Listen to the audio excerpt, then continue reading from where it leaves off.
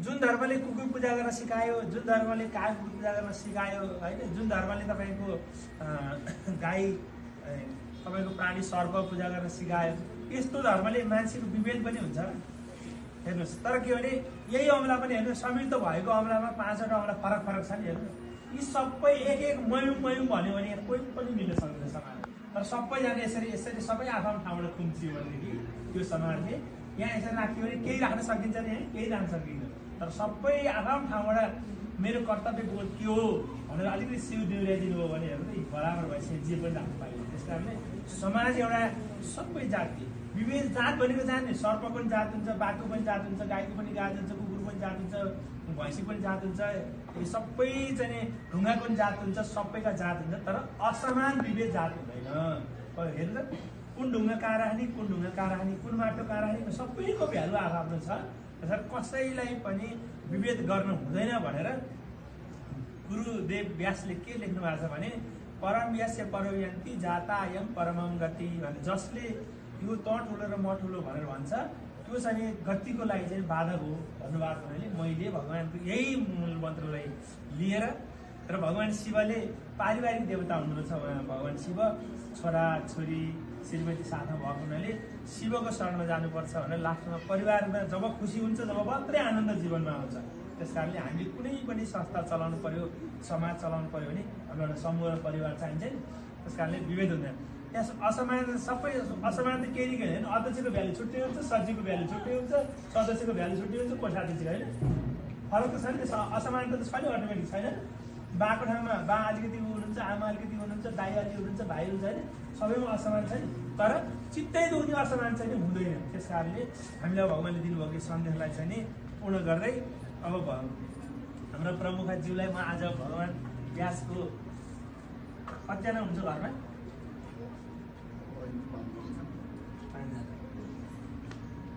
घरमा हजुर चाहिँ 6 जना कि 5 जना? 6 जना।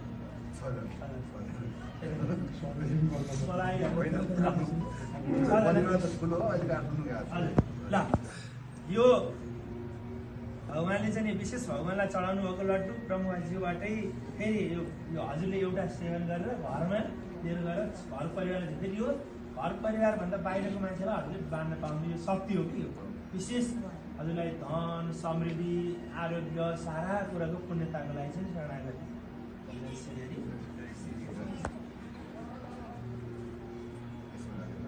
हजुर म एउटा हजुर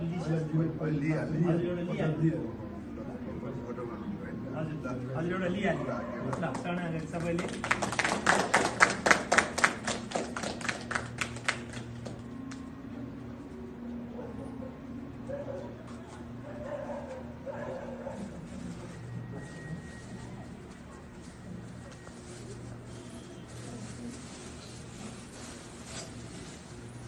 आज हामी दिनैभरि रोज आउनु भने हामी लड्डु दिइदिन्छौँ। यो हजुरको जतिसुकै प्रिय मान्छे हो नि घरको मान्छेहरू त बाहिर नलिनु होला। कसैलाई खालि दिनु पर्छ भने भन्नु होला, हामी पठाउँछु फेरि। अहिले चाहिँ पाउ घरमा पठाएको कि ल शरणागति।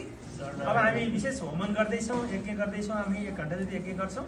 त्यसपछि हामी सबैले फेरि प्रसाद ग्रहण गरेर अनि भगवानको शरण जान्छौँ है त। जय श्री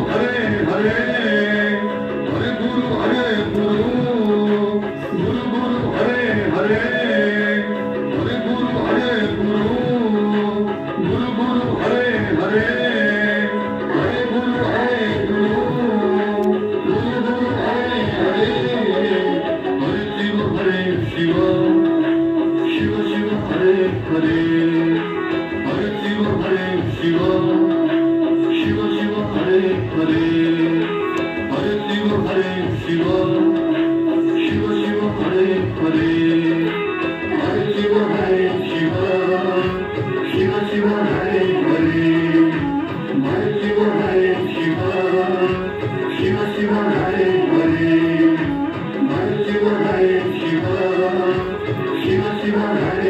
30 गते सोमबारको दिनमा हामीले क्षेत्रीय महानदीको मायानी नदीको यत्रो सबैभन्दा यो वर्षको सबैभन्दा बढेर आउनुभएको यहाँसम्म हेर्नुभयो होला नि, यहाँसम्म एकदमैसँग आउनुभएको छ। अब यहाँसम्म बढेर आउनु भएको छ।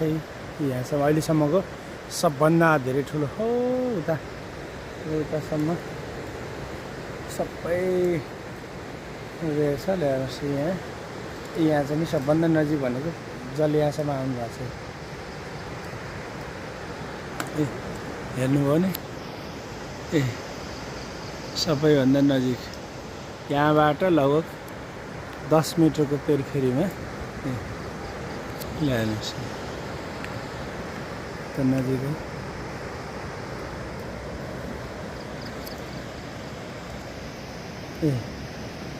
नजिकै देख्नुभयो नि यहाँसम्म। त्यसपछि हाम्रो कुण्ड छ यहाँ, त्यहाँको तपाईँको लगभग 15 मिटरमा, त्यहाँको 15 मिटरमा हामीले कुण्ड बनाएका छौँ। यी अखण्ड भ्रमण गरेका छौँ। हाम्रो यहाँ कुण्ड चाहिँ यहाँ छ।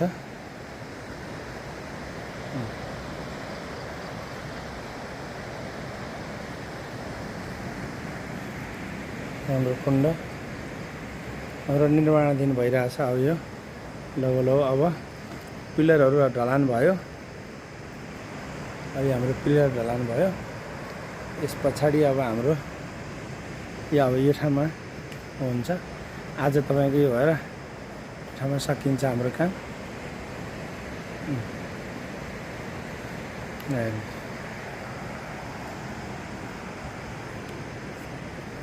यही ठाउँमा हामीले लगाएका थियौँ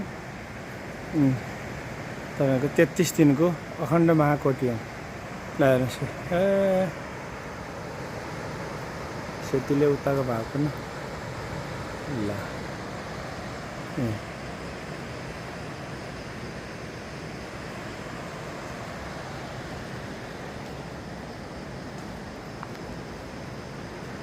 हामी व्यास ऋषिको 7 फुटको यहाँ लगभग हाम्रो 11 फुटको यो पुरै भागलाई लिएर 11 फुटको चाहिँ हामी व्यासको स्तम्भ राख्दैछौँ। त्यसपछि 33 फुटको व्यासको मूर्ति राख्नको लागि हामी गर्छौँ। ल्याएर